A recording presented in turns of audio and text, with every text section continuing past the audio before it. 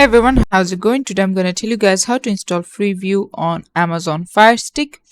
As you can see, we're on this official page by the Amazon staff, and if you want to download it, what you want to do is head over to the home screen and go to the search feature, and then you want to type in Freeview.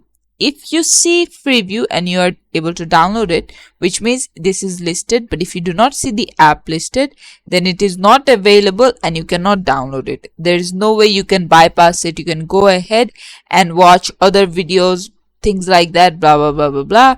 But the honest truth is, if this is not available for your region, you just simply cannot install it. Also, some people have problems while installing. What you need to do for that is two things. First, make sure your device is updated. So go to settings and then my Fire TV and then about, and then click on check for updates and make sure it is updated. And also you need to make sure that you have enough storage. So head over to settings, my Fire TV, about, and then storage, and see if you have enough of it. And this is it for the video. Thanks for watching. Please leave a like and subscribe for more tutorials like this, and I'll see you guys in the next one.